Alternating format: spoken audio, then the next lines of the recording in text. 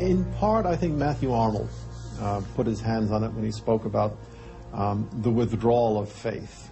There is a connection between a society that has at least a minimal commitment to certain kinds of transcendental values and what human beings permit themselves to do one to the other.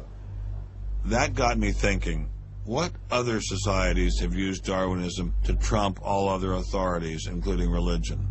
As a Jew, my mind leapt to one regime in particular. The connection between Hitler and Darwin is, of course, historically a difficult connection because they were separated by a good many years. One was English, one was German. Nonetheless, if you open Mein Kampf and read it, especially if you can read it in German, the correspondence between Darwinian ideas and Nazi ideas just leaps from the page. Of course, you have to add every historical caution. Not everyone who read Darwin became a Nazi. Obviously not. No one is making that case. Darwinism is not a sufficient condition for a phenomenon like Nazism, but I think it's certainly a necessary one.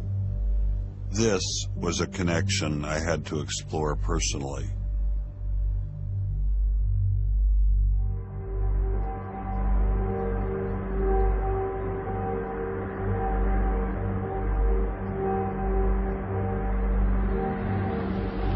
American officers arrive at a Nazi institution seized by First Army troops. Under the guise of an insane asylum, this has been the headquarters for the systematic murder.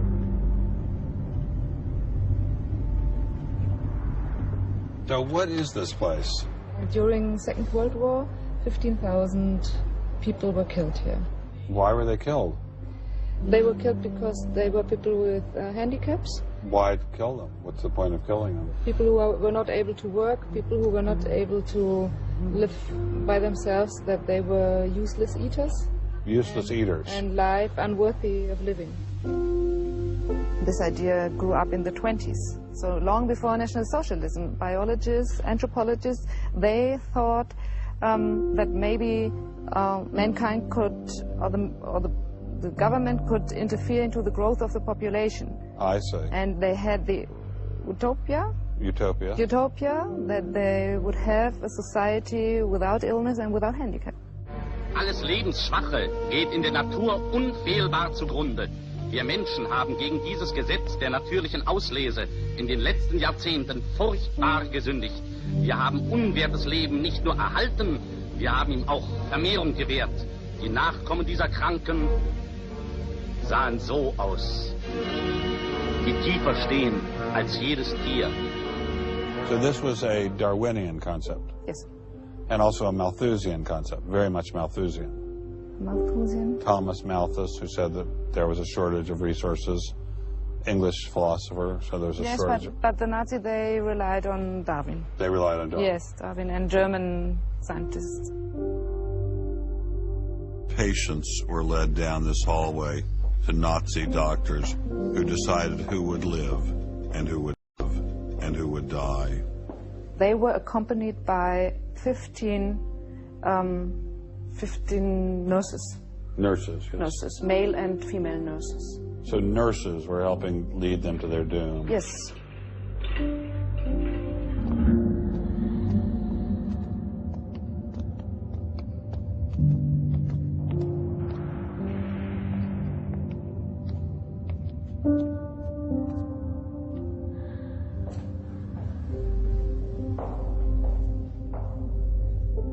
So were the prisoners told they were taking a shower? Yes, they were taking a shower, and here was 1 or 2 showers.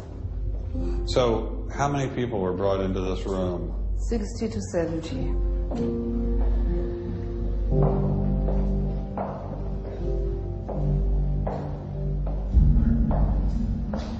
So what is this? This is the dissection table.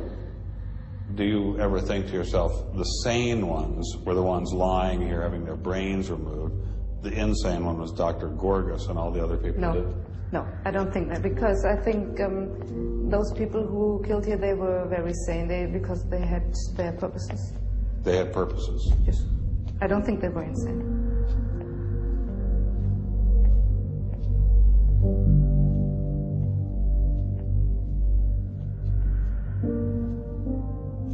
They had had 2 crematory ovens. I see. And they killed about 70 people.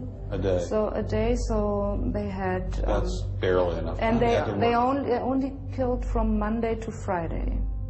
So... Because the people who were doing the killing needed to have the weekend off.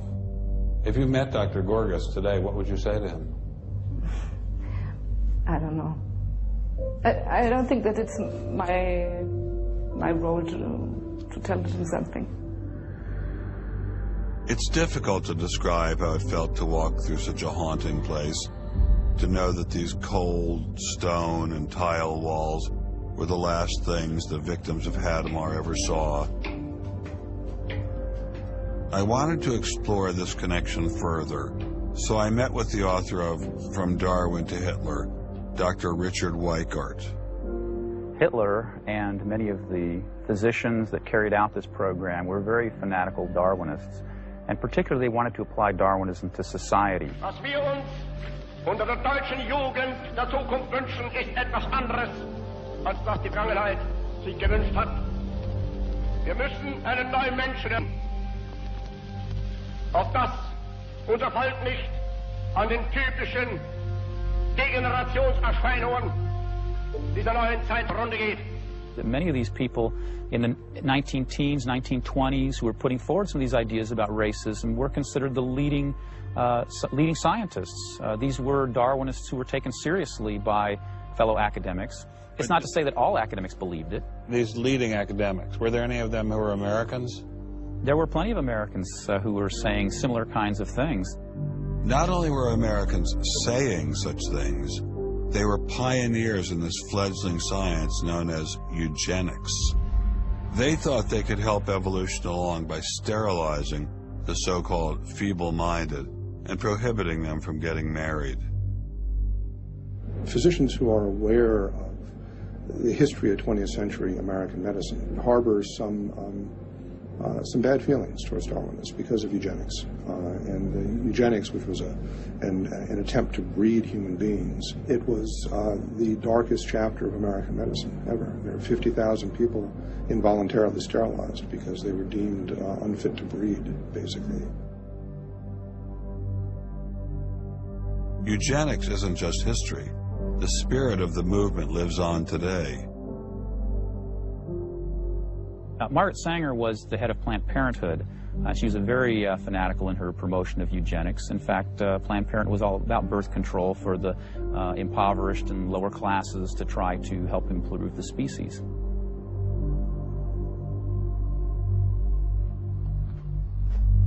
From Hadamar, I traveled with Dr. Weikart to Dachau, where the Nazis applied the ideas of eugenics on a massive mechanistic scale. When it was a fully functioning concentration camp, and what was the purpose of it? I mean, part of it was to repress political enemies. What was the rest of the purpose? Well, beyond the repression of the political enemies, which was its purpose at the very beginning, then later on it transformed into repressing racial enemies. And sometimes those categories overlapped because sometimes they thought that these people were political enemies because they were inferior biologically. The war itself was part of the Darwinian struggle for existence for Hitler.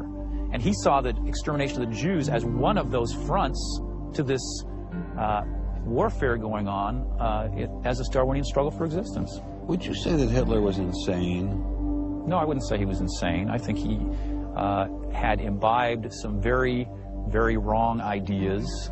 And in fact, I think he took the logic of them in certain ways that brought him to take very radical solutions for them. Would you say he was evil? Oh, I'd definitely say he was evil. Is there such a thing as evil? Oh, I think there is. And is there such a thing as good?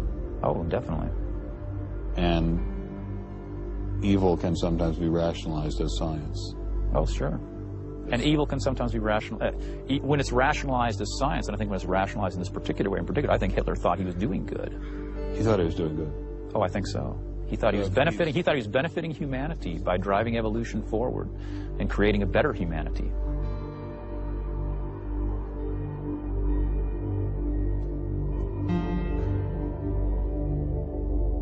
Before leaving Dachau, I stopped by the memorial commemorating the thousands of Jews who were killed there in excruciating conditions.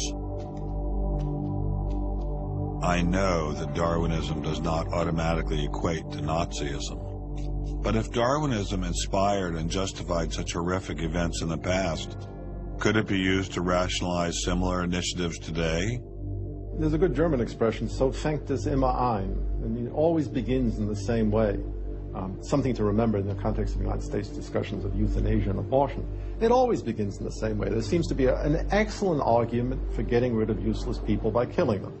Or at least it seems excellent to the people advancing the argument. It's a love affair with death and, you know, the euthanasia and this movement going on, which I find appalling. And the idea is that, you know, immediately rid our society of anybody who might be a drain. And think of people in economic terms. And I think that's where some of the Darwin fits in, actually. It's just a devaluing of human life. First of all, if you take seriously that evolution has to do with, you know, the transition of life forms and that life and death are just natural processes, then one gets to be liberal about abortion and euthanasia. All of those kinds of ideas seem to me follow very naturally from a Darwinian perspective, a deprivileging of human beings, basically. And I think that people who want to endorse Darwinism have to sort of take this kind of viewpoint very seriously. And when we see an elite, and it is an elite that controls essentially all the research money in science, saying there is no such thing as moral truth, science will not be related to religion. I mean, it's essentially official policy of the National Academy of Science that religion and science will not be related. I mean, hey, you know, that cuts off a lot of debate, doesn't it? What's going to happen if this doesn't change? Well, I think we're watching it happen, aren't we? I needed time to think, so I traveled to the birthplace of this idea.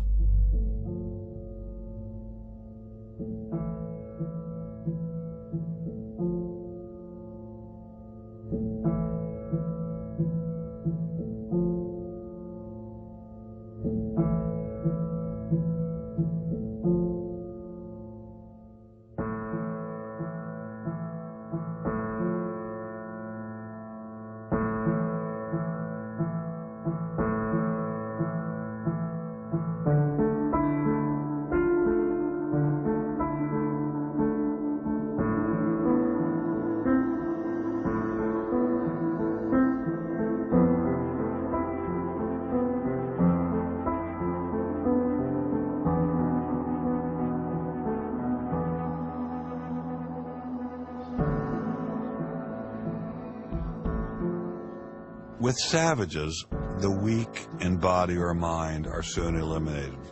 We civilized men, on the other hand, do our utmost to check the process of elimination. We build asylums for the imbecile, the maimed, and the sick. Thus, the weak members of civilized societies propagate their kind. No one who has attended to the breeding of domestic animals will doubt that this must be highly injurious to the race of man. Hardly anyone is so ignorant as to allow his worst animals to breed. Charles Darwin, The Descent of Man, 1871.